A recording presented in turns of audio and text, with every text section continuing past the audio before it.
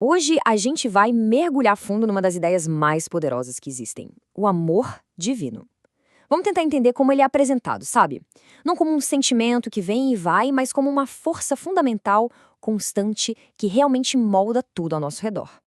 E para começar, a gente parte de uma metáfora que é muito, muito forte: a ideia do amor de Deus como um fio condutor. Pensa nisso. É como se fosse a linha que costura tudo, que conecta toda a história da Bíblia, sabe? Desde o comecinho, lá no Gênesis, até o final, no Apocalipse. Ok, mas como é que se define esse amor, afinal?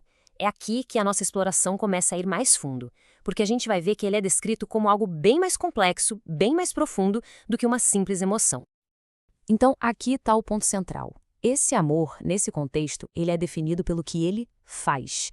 Não é sobre o que se sente, mas sobre o que se faz. É pura ação, sabe? É uma promessa que se cumpre, é uma entrega total. E talvez o mais importante é constância. Ele não muda. E essa ação toda, ela aparece de um jeito bem concreto. Pensa só, um amor que já existia antes mesmo da nossa formação. Um chamado pessoal, pelo nome.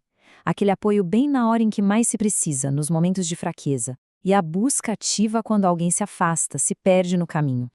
Isso são atos, né? Não são só ideias bonitas no papel. Certo? E todas essas ações, toda essa demonstração, parece que tudo isso leva para um ponto central.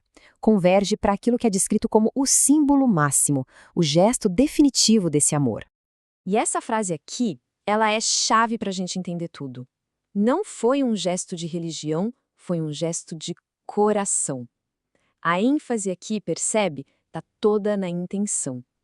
A ideia é que a cruz não foi um ritual, mas um ato extremamente pessoal, vindo do coração mesmo. E qual o resultado disso tudo? Qual o impacto desse gesto? Bom, é um amor que tem poder para agir. E essa ação se resume em 3 palavras: salvar, transformar e renovar.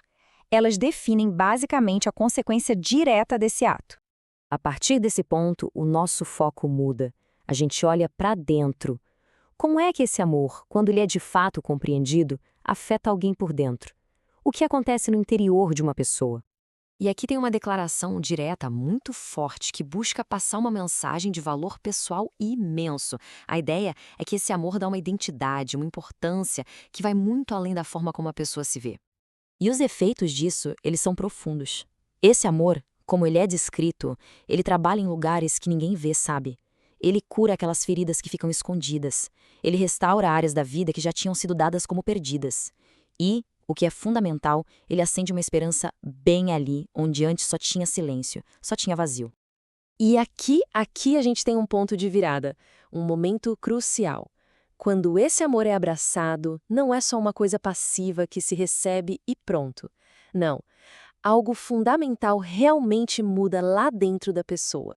E essa transformação, olha, ela é impressionante. Onde antes existia medo, agora surge força. Onde tinha dor, se encontra consolo. E aquele silêncio, aquela sensação de estar perdido, sem direção, de repente é preenchido com um propósito. É como se fosse uma reconfiguração interna, completa mesmo. Bom, e para a gente ir fechando, a análise entra na natureza permanente e incondicional desse amor. O que faz dele, de fato, uma promessa eterna. O ponto-chave aqui é a confiabilidade. É algo em que se pode confiar. Não é passageiro, não é uma coisa que hoje tem e amanhã não tem mais. E, muito importante, não depende do que a gente faça para merecer. E a promessa final é essa: ele jamais, jamais acaba. É uma constante. E essa frase resume bem o resultado prático de tudo isso. Onde o amor dele entra, a alma encontra descanso e a vida encontra direção. Ou seja, paz interior e um senso de propósito. Essas são as consequências diretas de se conectar com esse amor que não muda. E agora a gente chega na mensagem final, que é uma garantia muito poderosa. Começa com uma afirmação que parece simples, mas que é extremamente profunda: a de que ninguém nunca caminhou sozinho. É a ideia de ter uma companhia constante, o tempo todo. E tudo se encerra com esta declaração final de segurança. É a noção de uma presença que esteve lá no passado, está aqui no presente e vai continuar no futuro. Isso oferece uma base de estabilidade que não se abala. E com isso, a gente conclui a apresentação desse material. E ficamos com essa pergunta no ar, para refletir. Se o amor é a direção, qual é o próximo passo? É uma questão que convida cada um a pensar em como aplicar tudo isso, né?